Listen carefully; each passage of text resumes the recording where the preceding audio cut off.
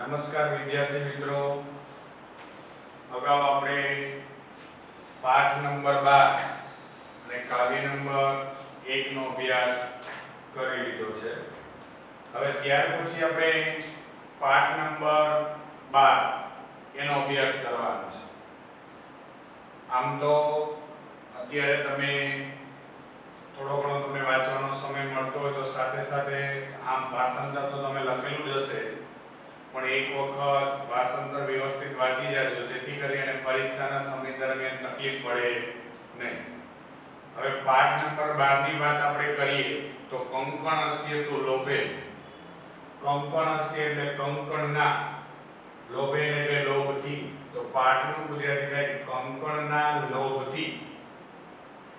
પાઠ નંબર 12 કંકણસ્ય તુ લોભે એનું ગુજરાતી થાય કંકણના લોભથી.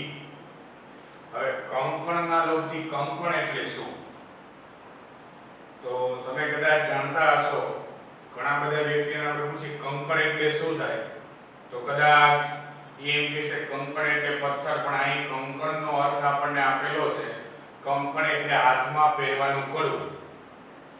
જેમ છોકરીઓ જેને બ્રેસલેટ કહેતી હોય તો એને કંકણસ્યનો અર્થ થાય હાથમાં પહેરવાનું કડું, અને લોભે એટલે લોભથી. તો પાઠના નામ ઉપરથી આપણને ખબર પડી જાય કે કંકણના લોભથી. હવે કોઈ વ્યક્તિ અથવા કોઈ આમાં લોભાઈ જાય એવા પ્રકારની ઘટના આપણને આપેલી હશે એવો સામાન્ય અંદાજ આપણને પાઠના નામ ઉપરથી આવી જાય. તો પાઠનું ગુજરાતી થાય કંકણના લોભથી. હવે આ પાઠની આપણે વાત કરીએ તો કંકણના લોભથી એટલે કોણ આમાં લોભાઈ જાય છે એની વાત કરીએ તો આ જે પાઠ છે પંચતંત્ર અને હિતોપદેશ. પંચતંત્રના રચયિતા છે વિષ્ણુ શર્મા, હિતોપદેશના રચયિતા છે નારાયણ પંડિત. આવું તમને એક માર્કના પ્રશ્નમાં પૂછાઈ શકે કે પંચતંત્રના રચયિતા કોણ, તો કે વિષ્ણુ શર્મા, અને હિતોપદેશના રચયિતા નારાયણ પંડિત. તો આ જે પંચતંત્ર અને હિતોપદેશ જે ગ્રંથ છે એ પ્રાણીઓની વાર્તા દ્વારા મનુષ્યને કંઈક ઉપદેશ મળે એવા પ્રકારની ઘટનાઓનું વર્ણન આ ગ્રંથોમાં જોવા મળે છે. અને એ ગ્રંથમાંથી એક વાર્તા આપણને આપેલી છે. આમ આપણને વાર્તા એટલે સૌથી વધુ સાંભળવી ગમે અને સરળતાથી યાદ રહી જાય, પણ એટલો જ આનો બોધ જે છે આપણા જીવન જીવવા માટે ખૂબ જ અગત્યનો છે.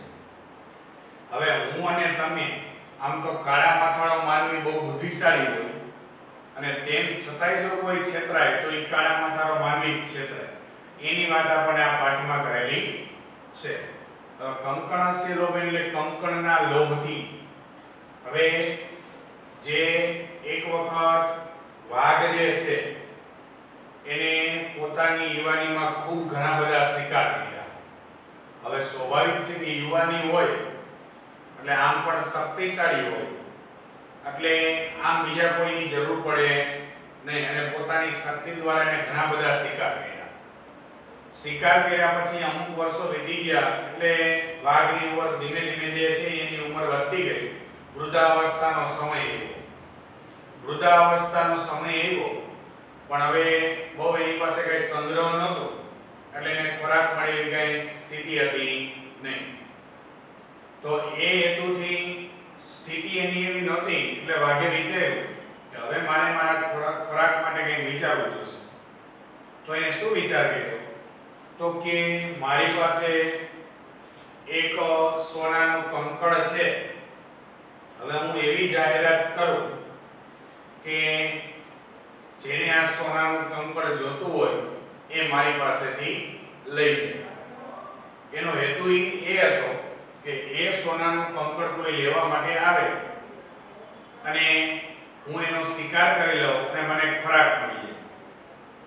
તો એ જે વૃદ્ધ વાઘ છે એ રસ્તામાં બેઠો બેઠો જેમ આપણે જોતા હોય કે સેલ સેલ સેલ જાહેરાત કરતા હોય, એમાં વૃદ્ધ વાઘ જે છે એ જાહેરાત કરે કે આ સોનાનું કંકણ કોઈ છે એ મારી પાસેથી લઈ લે. ઘણા બધા મુસાફરો છે અહીંયાથી ચાલ્યા જાય નીકળે, ઘણા બધા સાંભળે. હવે એમાંથી કોઈ એક મુસાફર જે છે અહીંયાથી નીકળ્યો અને એને સાંભળીને એને આશ્ચર્ય કે આ સોનાનું કંકણ આપે છે તો એની પાછળનું કંઈક રહસ્ય હોવું જોઈએ. અને વાઘને એ ખબર હતી કે કોઈ પશુ પક્ષી કે પ્રાણીયામાં નહીં છેતરાય અને લોભ ને લાલચમાં કોઈ આવશે તો એ માણસ જ લોભ લાલચમાં આવે. હવે એ મુસાફર અહીંયાથી નીકળતો હતો તો એ મુસાફરે આ વાઘની જે વાત છે એ સાંભળી અને અહીંયા ઊભો રહ્યો. તો એ મુસાફર અહીંયા ઊભો રહ્યો એટલે વાઘ જોર જોરથી ફરી પાછો બોલવા માંડ્યો કે આ સોનાનું કંકણ મારી પાસે આવીને લઈ ગયો. કેમ કે આપણે બજારમાં ખરીદી કરવા ગયા હોય, દુકાનવાળાને વેચવાની જ વસ્તુ હોય અને આપણે થોડીક ઈચ્છા લેવાની હોય એટલે કે આપણને વ્યવસ્થિત સમજાવવા એકવાર લઈ લ્યો, ન ગમે તો ફરી પાછું 2-4 દિવસ પછી પાછો આપી દેજો, ખરાબ નીકળે તોય મારી જવાબદારી. એવી રીતે આ વૃદ્ધ વાઘ જે છે એ જોર જોરથી બોલવા લઈ ગયો કે અમારે સોનાનું કંકણ કોઈને આપવું છે, તમે લઈ લો. આ વાત સાંભળી અને જે મુસાફર હતો એને વિચારાયું કે લાવને આ સોનાનું કંકણ મળે છે તો હું લઈ લઉં.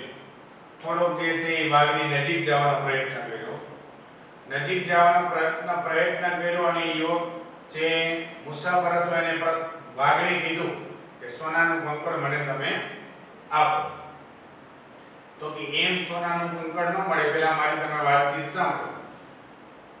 આ વાત સાંભળીને મુસાફર જે છે પહેલા એને એવો પણ વિચાર આવ્યો કે ખરેખર આ સોનાનું કંકણ હું લેવા જઈશ તો કઈ તકલીફ પડશે, એમ કઈ સોનાનું કંકણ મળે નહીં.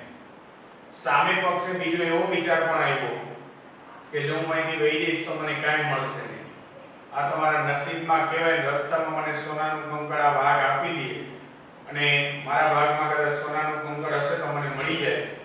તો સાહસ કર્યા વગર કહીશ એટલે મુસાફર છે એવું વિચાર સાહસ વગર સિદ્ધિ નથી. એવું વિચારી અને એ મુસાફર છે અહીંયા ઉભો રહ્યો અને વાઘ સાથે વાતચીત કરે છે. તો વાઘે એમ કીધું કે ખરેખર એમ તમને આ સોનાનું કંકણ ન મળે, પણ મારી જે શરત છે એનું તમારે પહેલા પાલન કરવું પડે. તો મુસાફર કે તમારી શરત શું છે? તો કે આ કંકણ હું તમને આપું અને તો કે શરત બોલીએ, શરત તો કે મારી એ જ છે કે પહેલા તમારે સરોવરમાં સ્નાન કરવું પડશે અને પછી તમે કે આ સોનાનું કંકણ લઈ જાઓ. હવે આમ આપણે માણસ છીએ એટલે કોઈ પર ડાયરેક્ટ હજી વિશ્વાસ મૂકીએ નહીં. એવું વિચારી અને મુસાફર જે છે એને બીજો પ્રશ્ન પૂછ્યો કે તમે સોનાનું કંકણ શા માટે દાનમાં આપો છો? તો સોનાનું કંકણ શા માટે દાનમાં આપો છો એવો પ્રશ્ન કર્યો એટલે વાઘે જે છે એને પોતાના ઉપર વિશ્વાસ બેસે એવી પ્રકારની સંપૂર્ણ ઘટનાનું વર્ણન કર્યું કે મેં યુવાનીમાં ઘણા બધા પાપ કર્યા હતા. કોઈ એક વ્યક્તિ મને ભેરો થયો અને મને એમ કીધું કે તમે પાપ કર્યા છે એના કારણે એનું પ્રાયશ્ચિત કરવા માટે જો કોઈ જરૂરિયાતવાળાને તમે દાન આપશો તો તમારી સ્થિતિમાં છે એ સુધારો થશે. આવી ઘટનાનું એની સામે વર્ણન કર્યું. આમ તો આપણે માયાળુ અને આપણે કંઈક મફતમાં જોતું હોય એટલે માયા તો આમ પણ આવી જ જાય આપણે. આ વાત સાંભળી અને મુસાફર છે એમ થયું કે ખરેખરના તો સાચે જ આ દાન કરતો હશે એવું વિચારી અને એ મુસાફર છે એ સરોવરમાં સ્નાન કરવા માટે ગયો. સ્નાન કરવા માટે ગયો એટલે સરોવરમાં જેવો સ્નાન કરવા માટે પડે છે એટલે કાદવમાં છે એ ફસાઈ જાય છે. કાદવમાં ફસાઈ ગયો એટલે દેકારણ બાપુ મારી બચાવો બચાવો. પણ હવે એનું મૃત્યુ નિશ્ચિત હતું એટલે કોઈ બચાવી શકે નહીં. તો વાઘેની કાંઈ ઉપાધિ કરના કે હું તને બચાવીશ.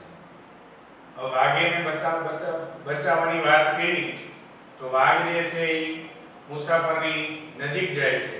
મુસાફરની નજીક જેવો વાઘ પહોંચે છે એટલે હવે મુસાફરને પણ એવું લાગ્યું કે ખરેખર હું કંઈક તકલીફમાં મુકાઈ ગયો છું, હવે બીજો મારો કોઈ ઉપાય છે નહીં. આવું વિચારી અને જે વૃદ્ધ વાઘ છે એને બચાવવા માટે ગયો તો વૃદ્ધ વાઘ જેવો બચાવવા માટે જાય છે કાદવમાં ફસાઈ ગયો હતો એટલે વૃદ્ધ વાઘે જે છે એને પકડી લીધો અને પછી મારી નાખ્યો અને ખાઈ ગયો. આ રીતે એક વૃદ્ધ વાઘને શિકાર પ્રાપ્ત થઈ ગયો અને પોતાનું ગુજરાન ચલાવ્યું. આપણને એમ કહે સાહેબ આમાંથી શીખવા શું મળે? પણ આજના સમયમાં પણ આ ટેકનોલોજીના યુગમાં પણ આપણને એમ થાય કે હું અને તમે બુદ્ધિશાળી છીએ, તેમ છતાં પણ કોઈ લોભ લાલચ દ્વારા આપણને છેતરી જતું હોય.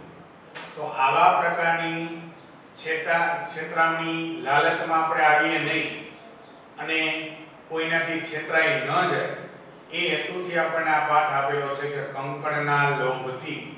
તો આપણે આજના સમયમાં આવી લોભામણી જાહેરાતમાં ન આવવું જોઈએ.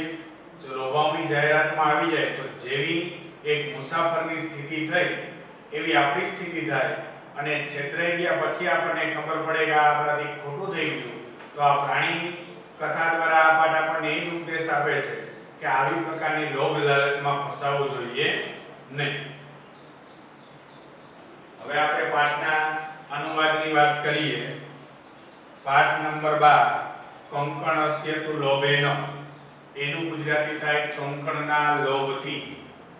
અથ પ્રાસાદ પૃષ્ઠે સુકો ઉપવિષ્ટાન રાજપુત્રાણામ પુરસ્તાત પ્રસ્તાવ ક્રમેણ પંડિતો અબ્રુવીત. અથ એટલે હવે પ્રાસાદ પૃષ્ઠે મહેલની છત ઉપર, હવે મહેલની છત પર સુખો ઉપવિષ્ટાના સુખપૂર્વક બેઠેલા, હવે મહેલની છત ઉપર સુખપૂર્વક બેઠેલા રાજપુત્રાણામ રાજપુત્રોની પુરસ્તાત એટલે આગળ, હવે મહેલની છત પર સુખપૂર્વક બેઠેલા રાજપુત્રની આગળ પ્રસ્તાવ ક્રમેણ ક્રમશર પ્રસ્તાવ રાખતા પંડિતો અબ્રુવીત પંડિત બોલે છે.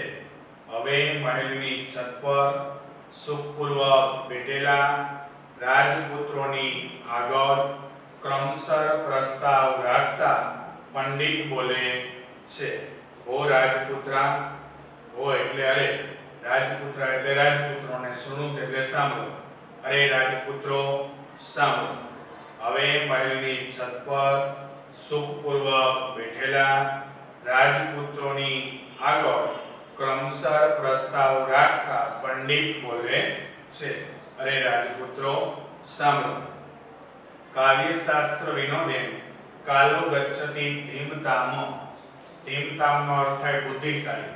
બુદ્ધિશાળી વ્યક્તિઓનો, કાલો એટલે સમય, બુદ્ધિશાળી વ્યક્તિઓનો સમય કાવ્યશાસ્ત્ર વિનોદેન, કાવ્યશાસ્ત્ર એટલે કાવ્યશાસ્ત્રના, વિનોદેન એટલે મનોરંજનમાં અને ગચ્છતિ એટલે પસાર થાય છે. બુદ્ધિશાળી લોકોનો સમય કાવ્યશાસ્ત્રના મનોરંજનમાં પસાર થાય છે. બુદ્ધિશાળી લોકોનો સમય કાવ્યશાસ્ત્રના મનોરંજનમાં પસાર થાય છે. બુદ્ધિશાળી લોકોનો સમય કાવ્યશાસ્ત્રના મનોરંજનમાં પસાર થાય છે. વ્યસનેન તુ મૂર્ખણા નિંદ્રયા કલહેન વા. મૂર્ખાણામ એટલે મૂર્ખાવાનો સમય વ્યસનમાં, નિંદ્રયા એટલે નિંદ્રામાં, કલહેન એટલે ઝઘડામાં. મૂર્ખાઓનો સમય વ્યસનમાં, નિંદ્રામાં અને વા એટલે અથવા ઝઘડામાં પસાર થાય છે. તો એ શ્લોકનો અનુવાદ એવું થાય: બુદ્ધિશાળી લોકોનો સમય કાવ્યશાસ્ત્રના મનોરંજનમાં પસાર થાય છે. મૂર્ખાઓનો સમય વ્યસનમાં, નિંદ્રામાં અથવા ઝઘડામાં પસાર થાય છે. બુદ્ધિશાળી લોકોનો સમય કાવ્યશાસ્ત્રના મનોરંજનમાં પસાર થાય છે. મૂર્ખાઓનો સમય વ્યસનમાં, નિંદ્રામાં અથવા ઝઘડામાં પસાર થાય છે.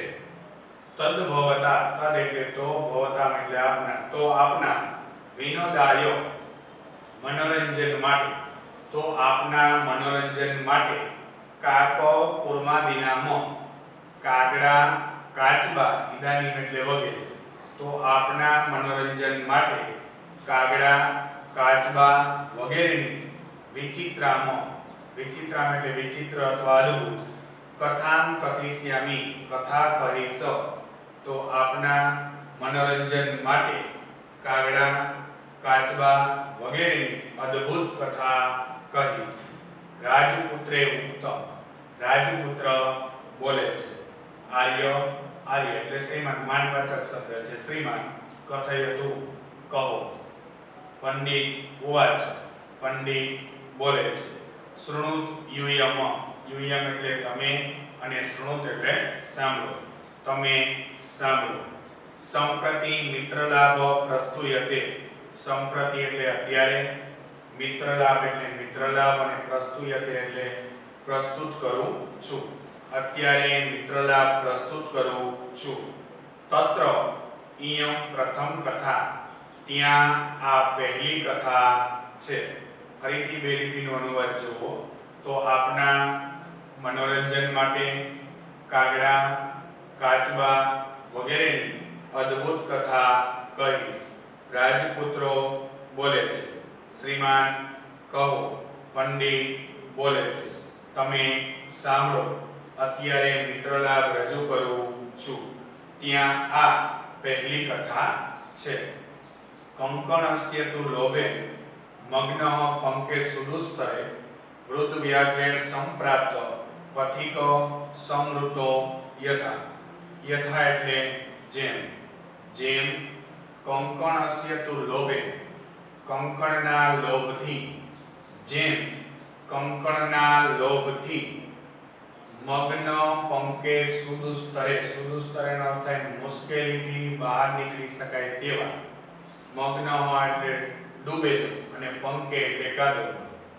જેમ કંકણના લોભથી મુશ્કેલીથી બહાર નીકળી શકાય તેવા કાદવમાં ડૂબેલો. જેમ કંકણના લોભથી મુશ્કેલીથી બહાર નીકળી શકાય તેવા કાદવમાં ડૂબેલો વૃદ્ધ વ્યાઘ્રેણ એટલે વૃદ્ધ વાઘને સંપ્રાપ્ત પ્રાપ્ત થયેલો વૃદ્ધ વાઘને પ્રાપ્ત થયેલો પથિક મુસાફર સમૃતો મૃત્યુ પામે છે. વૃદ્ધ વાઘને પ્રાપ્ત થયેલો મુસાફર મૃત્યુ પામે છે.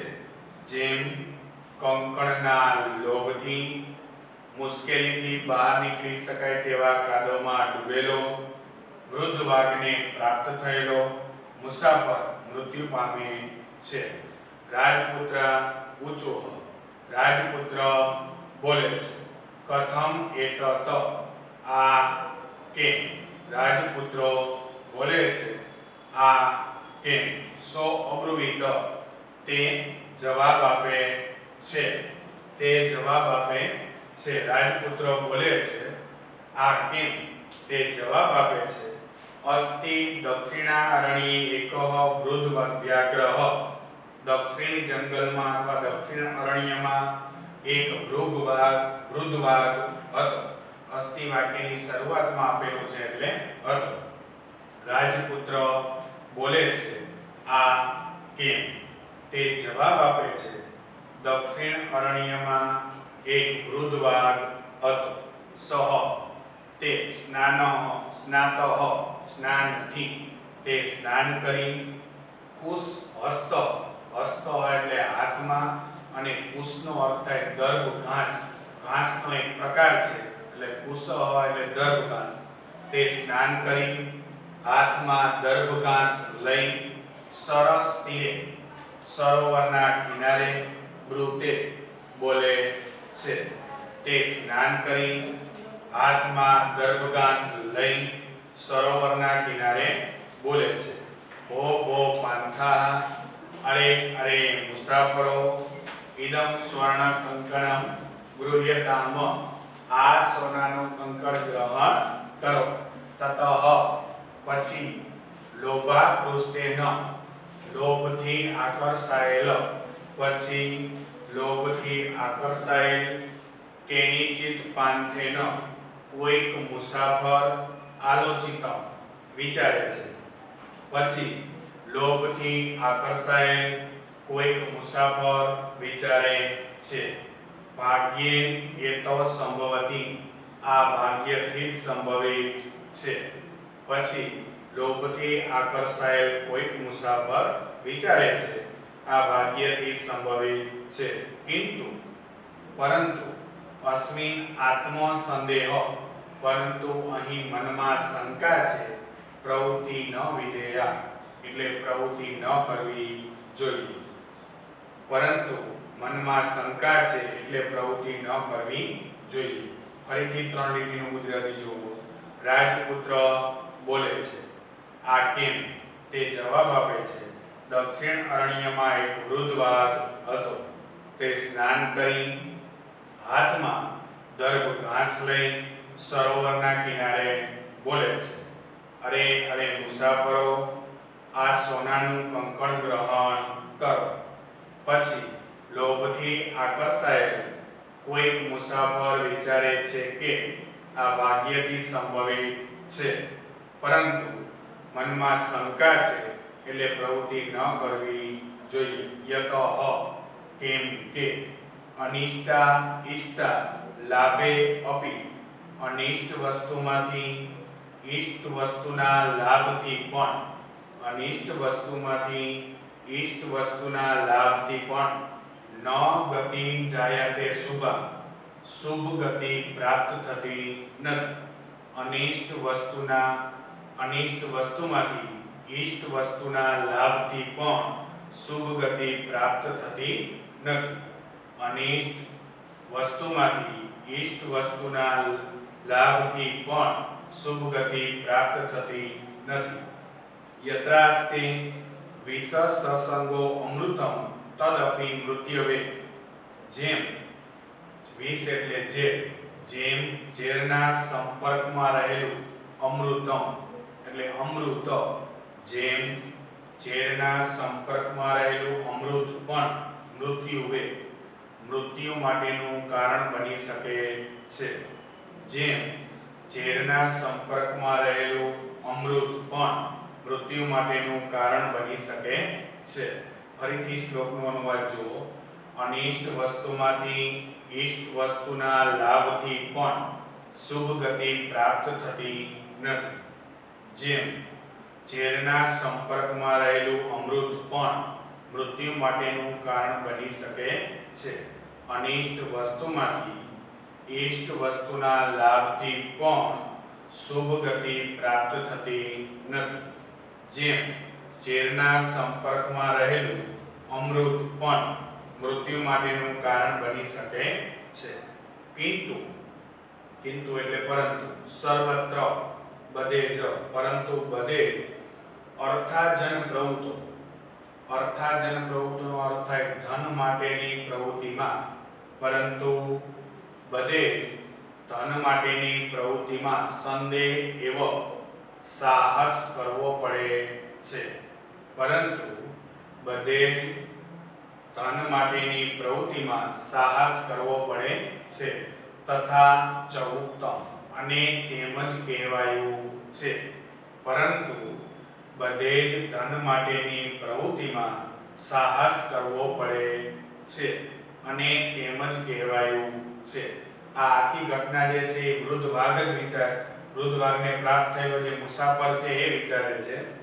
પરંતુ બધે જ ધન માટેની પ્રવૃત્તિમાં સાહસ કરવું પડે છે અને તેમજ કહેવાયું છે. ન સંશય અનારુહ્ય નરો ભદ્રાણી પશ્યતિ, જે માણસ સાહસ કરતો નથી તે ન ભદ્રાણી પશ્યતિ, તે કલ્યાણને જોતો નથી. જે માણસ સાહસ કરતો નથી તે કલ્યાણને જોતો નથી. સંશયમ પુનરુહ્ય યદિ જીવતી પશ્યતિ, સાહસ કરીને જો જીવતો રહે તો કલ્યાણને જુએ છે. સાહસ કરીને જો જીવતો રહે તો કલ્યાણને જુએ છે. ફરીથી શ્લોકનું ગુજરાતી જુઓ. જે માણસ સાહસ કરતો નથી તે કલ્યાણને જુએ છે. સાહસ કરીને જો જીવતો રહે તો કલ્યાણને જુએ છે. ઉપરનો શ્લોક અને આ શ્લોક એ બંને એક મુસાફર જે છે એ વિચારે છે. પહેલા એને એવો વિચાર આવ્યો કે કદાચ આપણે વિચાર્યું ન હોય અને આપણને ધનની પ્રાપ્તિ થઈ જાય તો આપણા માટે કદાચ સારું હોઈ શકે નહીં, આવું પહેલા એને વિચાર. ત્યાર પછી વળી એવો પણ એને વિચાર આવ્યો કે સાહસ વગર સિદ્ધિ નથી. હવે જો આપણે કંઈક પ્રાપ્ત કરવું હોય તો આને મફતમાંનું સોનાનું કંકણ જોતું હતું તો સાહસ કરવું જ પડે, અને સાહસ કરવા ગયો એટલે રામ બોલો ભાઈ રામ, કાંઈ મેળ ખાધો નહીં. એટલે એને એવું પણ વિચાર્યું કે જો સાહસ નહીં કરું તો મને ધનની પ્રાપ્તિ થાય નહીં, એટલે પૈસા કમાવવા હોય તો સાહસ કરવો પડે, સાહસ વગર મેળ ખાય નહીં. હવે આ બંને વિચારમાંથી એને પછી સોનાનું કંકણ લેવાનું એટલે કે ધન કમાવાની પ્રવૃત્તિમાં વિચારમાં આગળ વધે છે, અને એનું અંતે પરિણામ શું આવે છે એ આપણે આગળ જોઈએ.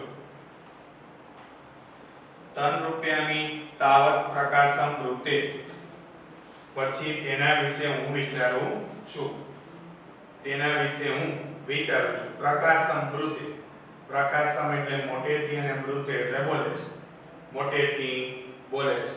પુત્ર તવ કંકળ, તારા કંકળ ક્યાં છે તેના વિશે વિચારું છું, મોટેથી બોલે છે. તારા કંકળ ક્યાં છે. વ્યાઘ્રઃ હસ્તમ પ્રસાર્ય દર્શયતિ, વાઘ હાથને ફેલાવી દેખાડે છે, વાઘ હાથને ફેલાવીને દેખાડે છે. પાંથો અવદત, પાંથો એટલે મુસાફર અને અવદત એટલે બોલે છે, મુસાફર બોલે છે. કથમ મારાત્મકે ત્વયી વિશ્વાસ, કથમ એટલે કેમ, મારાત્મકેનો અર્થ થાય મારી નાખવાના સ્વભાવવાળા, ત્વયી એટલે તારા પર, અને વિશ્વાસ એટલે વિશ્વાસ. કેમ મારી નાખવાના સ્વભાવવાળા, તારા પર વિશ્વાસ. એટલે મુસાફરનો કહેવાનો અર્થ એવો થાય છે કે તારા ઉપર હું વિશ્વાસ કઈ રીતે કરું. ફરીથી લીટી જુઓ. તેના વિશે વિચારું છું, મોટેથી બોલે છે. તારા કંકણ ક્યાં. વાઘ હાથને ફેલાવીને દેખાડે છે. મુસાફર બોલે છે. કેમ મારી નાખવાના સ્વભાવવાળા, તારા પર વિશ્વાસ. વ્યાઘ્રઃ ઉવાચ, વાઘ બોલે છે. શૃણુ રે પાંથ, શૃણુ એટલે સાંભળ, રે એટલે અરે, અને પાંથ એટલે મુસાફર. અરે મુસાફર સાંભળ. વાઘ બોલે છે, અરે મુસાફર સાંભળ. પ્રાગ્રેવ, પ્રાગ્રેવનો અર્થ થાય ઘણા સમય પહેલા. યૌવન દશાયામાં એટલે યુવાનીમાં, ઘણા સમય પહેલા યુવાનીમાં. અહમ હું, અતિવ દુર્વૃતઃ ખરાબ આચરણવાળો, આસમ હતો. ઘણા સમય પહેલા યુવાનીમાં હું ખરાબ આચરણવાળો અથવા દુરાચારી હતો. ઘણા સમય પહેલા યુવાનીમાં હું વધારે દુરાચારી હતો. અને ગો માનુષાણાં વધાર, મે પુત્રાઃ મૃતાઃ દારા ચ, અને ગાયો મનુષ્ય અને ગાયો મનુષ્યના વધથી, મે મૃતા દારા ચ મારા પુત્રો, અને દારા એટલે પત્ની, અને મારી પત્ની મૃતા મૃત્યુ પામી. ઘણા સમય પહેલા યુવાનીમાં હું વધારે દુરાચારી હતો. અને ગાયો મનુષ્યના વધથી મારા પુત્રો અને પત્ની મૃત્યુ પામ્યા. ઘણા સમય પહેલા યુવાનીમાં હું વધારે દુરાચારી હતો. અને ગાયો અને મનુષ્યના વધથી મારા પુત્ર અને પત્ની મૃત્યુ પામ્યા. વંશહીન ચાહમ જાતઃ, ચ એટલે અને અહમ એટલે હું, અને હું વંશ વગરનો થયો. તતઃ પછી, કેનીચિત ધાર્મિકે અહમ ઉપદિષ્ટ, પછી કોઈક ધાર્મિકે મને ઉપદેશ આપ્યો. પછી કોઈક ધાર્મિકે મને ઉપદેશ આપ્યો. દાન ધર્મં ચરતુ ભવાનીતિ, આ દાન ધર્મનું આચરણ કરો. ઇતિ એટલે એમ, આ દાન ધર્મનું આચરણ કરો એમ. તદ ઉપદેશાત, તેના ઉપદેશથી, ઇદાનીમ અત્યારે, અહમ હું, સ્નાનશીલઃ સ્નાનથી શુદ્ધ થયેલો, દાતા દાન કરવા વાળો, વૃદ્ધ એટલે વૃદ્ધ, તેના ઉપદેશથી અત્યારે હું સ્નાનથી શુદ્ધ થયેલ, દાન કરવા વાળો વૃદ્ધ, ગલિત નખઃ દંતઃ, ગળી ગયેલા નખ અને દાંત વાળો, ન કથમ વિશ્વાસ ભૂમિ, કેમ વિશ્વાસને પાત્ર નથી, તેના ઉપદેશથી અત્યારે હું સ્નાનથી શુદ્ધ થયેલ, દાન કરવા વાળો વૃદ્ધ, ગળી ગયેલા નખ અને દાંત વાળો, કેમ વિશ્વાસને પાત્ર નથી. મમ ચેતવાન લોભ વિરહ, મારું મન લોભ વગરનું છે, મારું મન લોભ વગરનું છે. યેન જેથી સ્વહસ્ત, સ્વ એટલે પોતાના, હસ્ત એટલે હાથ, જેથી પોતાના હાથમાં સ્તંભ રહે, જેથી પોતાના હાથમાં રહેલ, અપી સ્વર્ણ કંકણમ યસ્મે કસ્મેચિત દાતુમ ઈચ્છામિ, જેથી પોતાના હાથમાં રહેલ સોનાનું કંકણ પણ કોઈકને આપવા ઈચ્છું છું. મારું મન લોભ વગરનું છે, જેથી પોતાના હાથમાં રહેલું સોનાનું કંકણ પણ કોઈકને આપવા ઈચ્છું છું. ત્વં ચ અતિવ દુર્ગતઃ, અને તું વધારે દુર્ગત અથવા ખરાબ પરિસ્થિતિ વાળો, અને તું વધારે ખરાબ પરિસ્થિતિ વાળો છો. તેન તુભ્યમ દાતુમ સયત્નો અહમ, તેથી તને આપવા હું પ્રયત્ન કરું છું, તેથી તને આપવા હું પ્રયત્ન કરું છું. તદ અત્ર, તો અહીં સરસી સ્નાત્વા, સરોવરમાં સ્નાન કરીને, સ્વર્ણ કંકણમ ઇદમ ગૃહાણ, આ સોનાનું કંકણ ગ્રહણ કર, તેથી તને આપવા પ્રયત્ન કરું છું. તો અહીં સરોવરમાં સ્નાન કરીને આ સોનાનું કંકણ ગ્રહણ કર. ફરીથી પેરેગ્રાફનું ગુજરાતી જુઓ. તેના વિશે હું વિચારું છું. મોટેથી બોલે છે, તારા કંકણ ક્યાં? વાઘ હાથને ફેલાવીને દેખાડે છે. મુસાફર બોલે છે, કેમ મારી નાખવાના સ્વભાવવાળા, તારા પર વિશ્વાસ કરું. વાઘ બોલે છે, અરે મુસાફર સાંભળ, ઘણા સમય પહેલા યુવાનીમાં હું વધારે દુરાચારી હતો, અને ગાયો અને મનુષ્યના વધથી મારા પુત્ર અને પત્ની મૃત્યુ પામ્યા. હું મનસ વગરનો થયો. પછી કોઈક ધાર્મિકે મને ઉપદેશ આપ્યો, આપ દાન ધર્મનું આચરણ કરો એમ. તેના ઉપદેશથી અત્યારે હું સ્નાનથી શુદ્ધ થયેલ, દાન કરવા વાળો વૃદ્ધ, ગળી ગયેલા નખ અને દાંત વાળો, કેમ વિશ્વાસને પાત્ર નથી. મારું મન લોભ વગરનું છે, જેથી પોતાના હાથમાં રહેલું સોનાનું કંકણ પણ કોઈકને આપવા ઈચ્છું છું, અને તું વધારે ખરાબ પરિસ્થિતિ વાળો છો, તેથી તને આપવા પ્રયત્ન કરું છું. તો અહીં સરોવરમાં સ્નાન કરીને આ સોનાનું કંકણ ગ્રહણ કર. તતો યાવદ અસો, પછી તે, તદ વચન તેના વચનથી, પછી તે તેના વચનથી, પ્રીત ખુશ થયેલો, પછી તેના વચનથી ખુશ થયેલો તે, લોભાત લોભથી, સ્નાતુમ સરહ પ્રવિષ્ટ, સ્નાન કરવા સરોવરમાં પ્રવેશે છે. પછી તેના વચનથી ખુશ થયેલ, લોભથી તે સ્નાન કરવા સરોવરમાં પ્રવેશે છે. તાવન મહાપંકે નિમ્નગઃ, તે ઊંડા કાદવમાં પડેલો, પલાયતું અસક્ષમ, ભાગવામાં અસક્ષમ. ઊંડા કાદવમાં પડેલો, ભાગવામાં અસક્ષમ.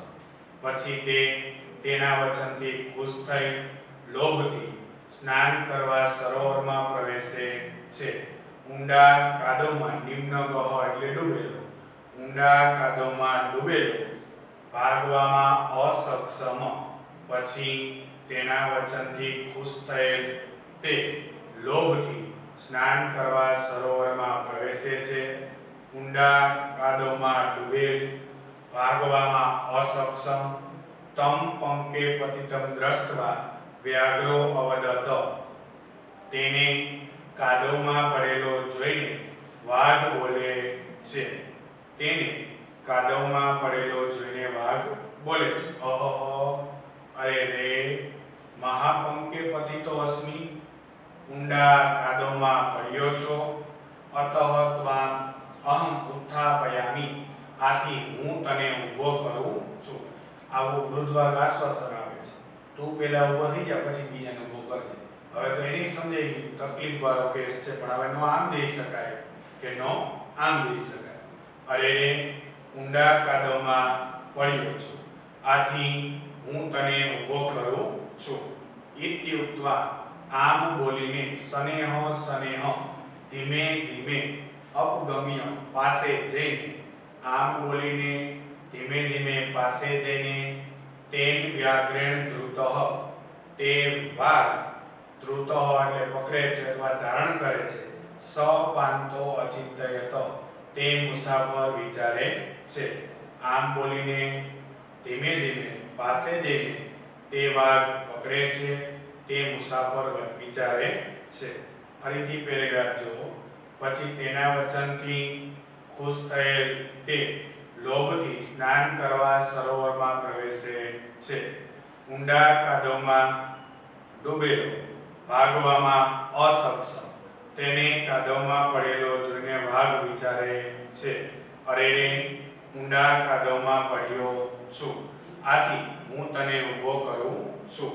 આમ બોલીને ધીમે ધીમે પાસે જઈને વાઘથી પકડાયેલ તે મુસાફર વિચારે છે. આમ બોલીને ધીમે ધીમે પાસે જઈને વાઘથી પકડાયેલ તે મુસાફર વિચારે છે. શું વિચારે છે? આગળ જુઓ. ન ધર્મશાસ્ત્ર પઠીતિ કારણમ, ધર્મશાસ્ત્ર ભણ્યો નથી એ કારણે નહીં. ધર્મશાસ્ત્ર ભણ્યો નથી એ કારણે નહીં. ન ચાપી વેદાધ્યનમ, વેદોનું અધ્યયન કર્યું નથી એટલે પણ નહીં. દુરાત્મનઃ, દુરાત્મનનો અર્થ થાય દુરાચારીનો, વેદોનું અધ્યયન કર્યું નથી એટલે પણ નહીં. દુરાત્મનઃ એટલે દુરાચારીનો, સ્વભાવ એવાત્ર તથા ઇતિ રિચ્યતે, દુરાચારીનો સ્વભાવ જ આ બાબતમાં આગળ હોય છે. ધર્મશાસ્ત્ર ભણ્યું નથી એ કારણે નહીં. વેદોનું અધ્યયન કર્યું નથી એટલે પણ નહીં. દુરાચારીનો સ્વભાવ જ આ બાબતમાં આગળ હોય છે. ફરીથી પહેલી ત્રણ લીટી જુઓ. ધર્મશાસ્ત્ર ભણ્યો નથી એ કારણે નહીં. વેદોનું અધ્યયન કર્યું નથી એટલે પણ નહીં. દુરાચારીનો સ્વભાવ જ આ બાબતમાં આગળ હોય છે. યથા, જેમ પ્રકૃત્યા મધુરમ ગવાપયઃ, જેમ પ્રકૃતિ એટલે કુદરતી રીતે, મધુરમ એટલે મધુર, ગવા એટલે ગાયનું અને પયઃ એટલે દૂધ.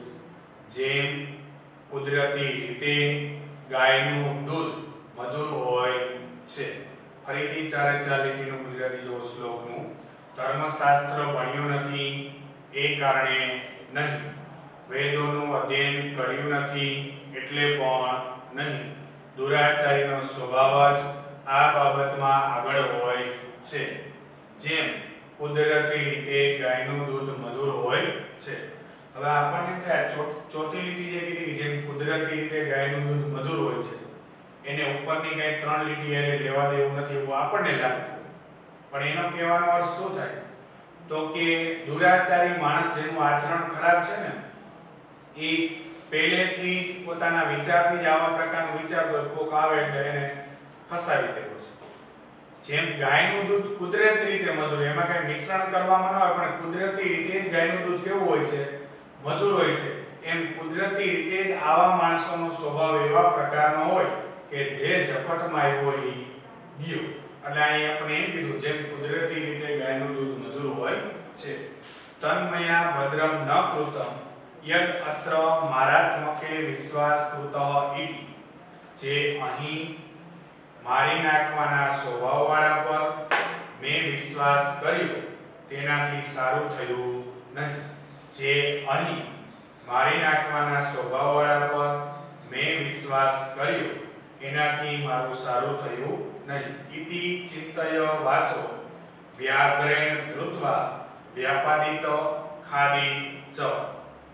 એમ વિચાર કરનાર તે વાઘથી પકડાય એમ વિચાર કરનાર તેને વાઘે પકડ્યો, મારી નાખ્યો અને ખાઈ ગયો.